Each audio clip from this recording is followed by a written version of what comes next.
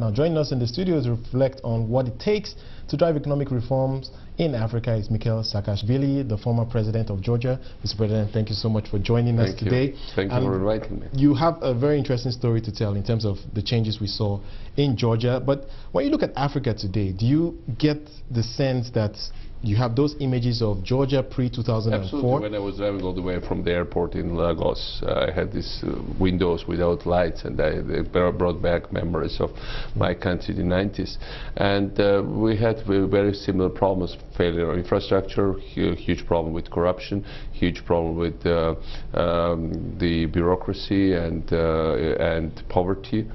So yeah, that's very much the view. Well, clearly, you've been able to change that. So talk to us about the hard decision it took to move, for instance, Georgia from a ranking of 112 to 18th in 1 year in the ease of doing business. No, actually, we are not number 8 on the ease of doing business in the World Bank. So actually, we moved to 137 and to number 8. But and again, if you go to international organizations, we have the world's fastest customs procedure, world's shortest red tape in terms of world's fastest registration of property, world's fastest registration of companies, world's fastest issuing of IDs.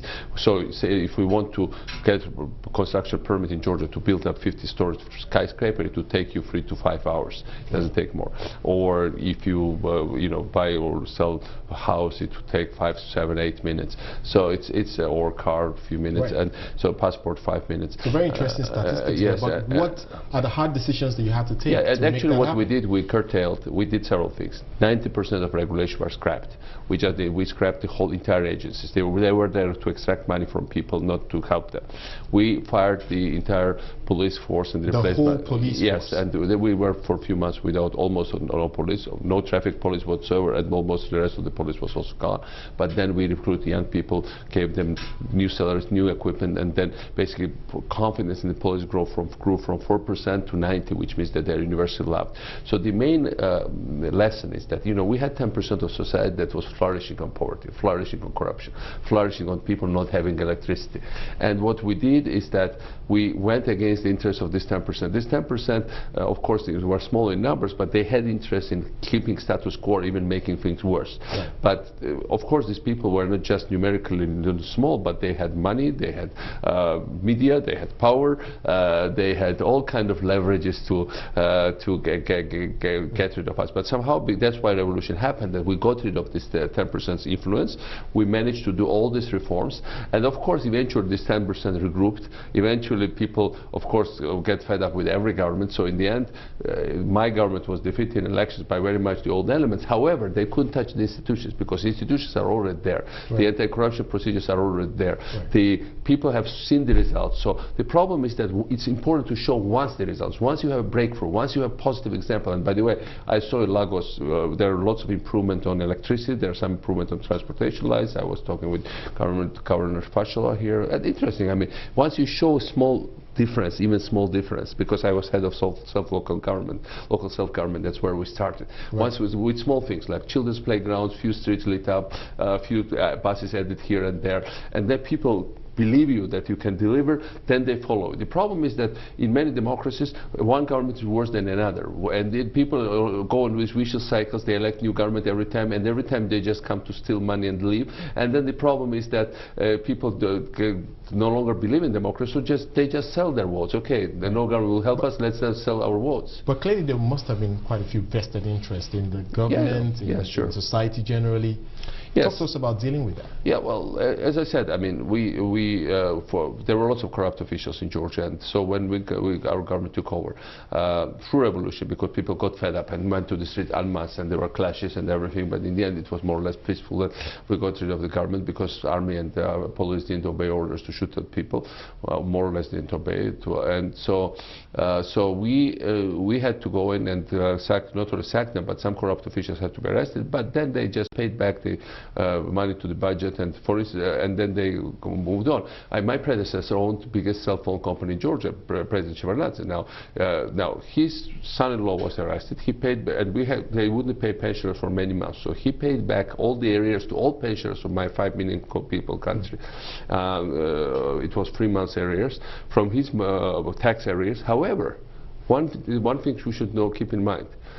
For the years of my presidency, this company, he kept his company. His company grew up in his capitalization 5 or 6 times, and I didn't get rich. My predecessor, who was rich already, got rich during my presidency because we brought in new system which basically made the business very protected. Right. So that's the main lesson you get, that you don't reconcile yourself to this interest. Of course, these interests are very strong. They have a lot of leverage, and you just move on with your agenda. All right. Tell me about the role of the people, though. I mean, you talked about there's like a revolution as well to support this in a sense.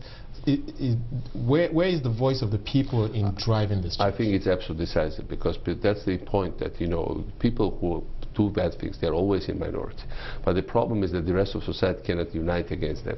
And if they cannot unite, then the small minority will always exploit the cynicism or indifference or basically corrupt instincts of the majority, because if they don't see any, but otherwise most or less every society in every country is healthy.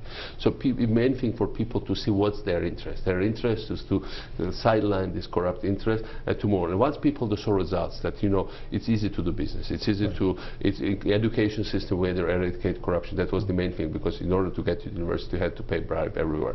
If road police no longer stops anybody, nobody pays bribe. So people started to respect institutions. People started to trust government or government institutions. Not so much the politicians. Politicians' trust went up and down, but government as such.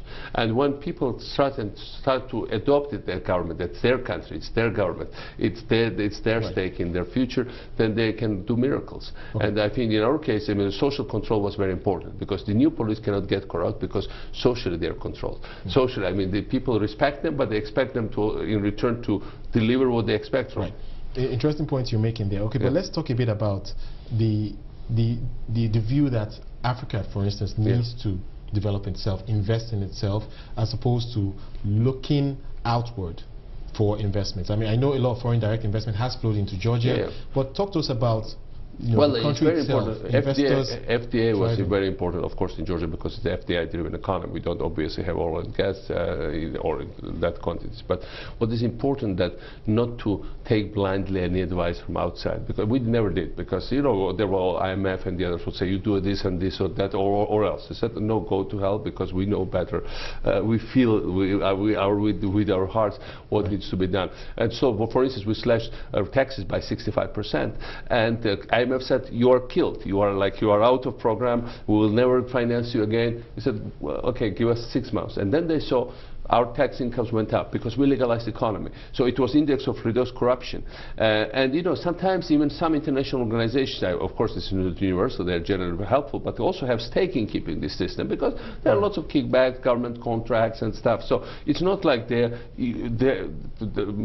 sometimes, most of the time they mean well, but they don't know exactly the situation. Sometimes they don't even mean well, some of their people. So it's important to know what is good for your people, and to create, and once when we decreased corruption, we really killed corruption, actually, because, as I said, in my government, we decreased tax by 65%, tax collection went up 12 times, and our budget overall increased for all my years of my presidency up to 10 times. What it meant is that when you have this kind of figures, then they say, okay, we are so happy that you delivered. Everybody likes the results. Nobody likes to claim responsibility for failure. So in the end, it's your decision, and I think Africa has amazing potential, very vibrant society. Nigeria, I feel when I go in Lagos, such an amazing human potential. These people can do miracles. They are smart. Most of them are very well educated. They aspire to be educated. They have energy. They have amazing optimism. Optimism, that's what moves society. And so these people can really make miracles, provided that they can really take hands in their believe that in their own faith, take their faith in their own hands, and they will get rid of corruption, and it will be a very much more lighted up society, I'm sure, in all senses. We look forward to that reform taking place as well in Nigeria. Thank you so much for joining us, former President Mikheil Saakashvili of Georgia.